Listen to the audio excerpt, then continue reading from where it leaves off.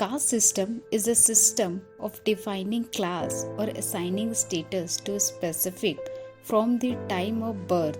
In India, the caste system is mainly profession based. India has been a victim of caste system since age. You must be well aware that caste is divided into this category: Brahmin, Kshatriya, Vaishya and Sudra. Caste also known as a jati. However, the four caste which was our discussion, it was called varnas, which is defined by one person, karma, work or activities. It is said that today in society this category are misused and discrimination, privilege and inequality is growing in our Indian society. You know why it is happen? It is because we are tagging people with varna by birth. A varna cannot be decided by birth. I am not saying this, but most of our scripture do, just like it is clearly mentioned in the 18th chapter of Bhagavad Gita, and you may read in Mahabharat Santi Parv also it is mentioned, and you may read it. We Indians also should tag each person with a varna by birth. It is because any person one born in by default. In India, there issues like untouchability and casteism are still common in rural areas. The reason for this is the deep-rooted tradition and casteism. Like my friend says, issues like untouchability and casteism are still common in rural area, but it is not just adult. Even children are subjected to this form of discrimination, be it in the community, school or even the playground. Many children face humiliation because of caste discrimination. There have been instances where during the midday meal served in school, children of scheduled caste have been asked to sit separately and eat.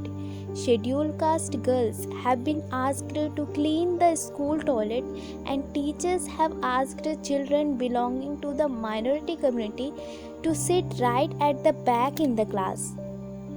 This reminds us of the moving example of B.ed.Rie Ambedkar, who had to sit on the gunny bags in the corner of the class, was not allowed to answer questions for fear of polluting the teacher, and was preventing from studying Sanskrit as it was considered the key of the Vedas. At the Article 26 of the Universal Declaration of Human Rights state that everyone has to right to education and it shall be compulsory. Policies in India have been aiming at achieving equity in education.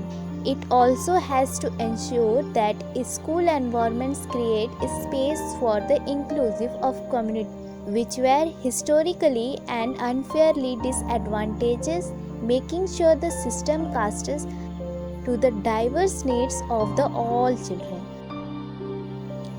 The National Policy on Education 1986 and the Right to Education Act of 2009 aim to ensure equitable education outcomes, and a score of flagship schemes have been introduced towards the same goal.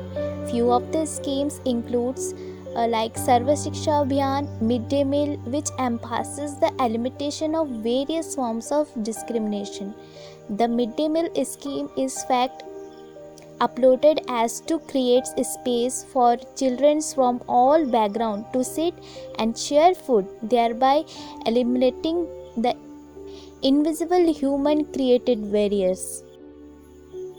As a teacher and the school management should need to keep in mind that all children are treated equally, no matter what religious caste class they have, involving maximum number of children in the program in each and every activities so that the feeling of discrimination can be removed and brotherhood can be brought in the children. Impact on child development due to caste discrimination. The higher caste children are facing a lot of difficulty in finding job. The scheduled caste SC, the scheduled tribes ST, and the other backward classes OBC need less grades than a general candidate. This is because they get a reservation and the qualifying mark or grades for them are less as complete to the required make a general candidate. According to the government, nearly half over 80 million children drop out before completing their compulsory education. The children form Dalits, the farmer, untouchable, tribals, and Muslim who face subtitle or glaring discrimination, feel humiliated and hurt eventually. They no longer want to attend. Dropping out make them vulnerable to child.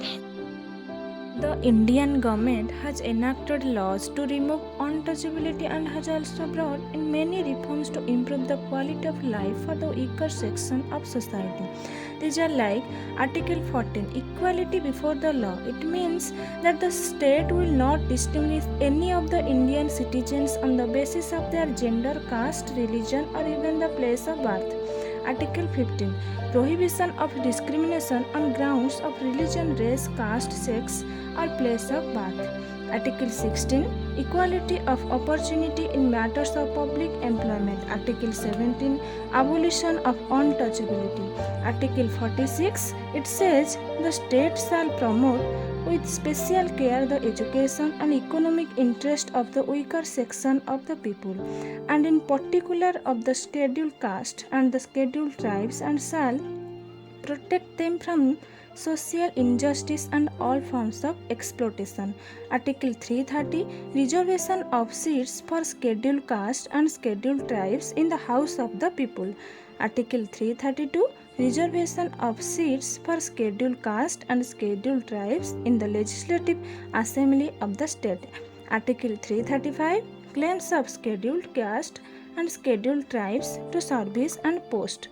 Article 340, Appointment of a commission to investigate the condition of backward classes. Various scholarships are provided to the students. These are like pre-matric scholarship to AC student, post-matric scholarship for scheduled caste student, scholarship for obtaining higher education and coachings. Now, some Dalit personalities who broke the stereotypes of the society. B.R. Ambedkar.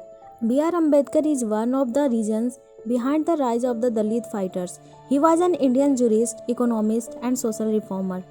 He is identified as the father of the constitution. He was the chairman of the Indian Drafting Committee. He was against caste-based discrimination and supported the rights of women and children. His works reach out to the people on the formation of untouchables and the intensity of casteism. Now, Narendra Jadhav. Narendra Jadhav is an Indian writer, economist, and public policy expert. He knows Dr. B.R. Ambedkar upside down and has written a lot about him. He has also written autobiographies that intensely tell out how the people from the Dalit community have been struggling. Right now, he is a member of the Planning Commission and Rajya Sabha. Divya Bharti. Divya Bharti is the director of documentaries Kakus and Oru Tharam Varela. She has been hated by people for her depiction of the lower caste people in her documentaries. The visuals of her documentaries are so real and intense that she was compelled to leave Tamil Nadu after the criticisms and rape threats that she faced. Now, Ashok Khade. Ashok Khade is an Indian entrepreneur and businessman awarded with Udyog Ratan. He was a cobbler's son. Now he has become the MD of Das Offshore. With all the knowledge that he gained as a managing director, he has started his own company.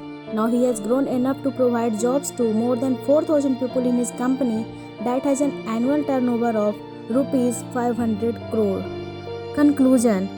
Finally, it is concluded that education is the most powerful weapon that we can use to change the world.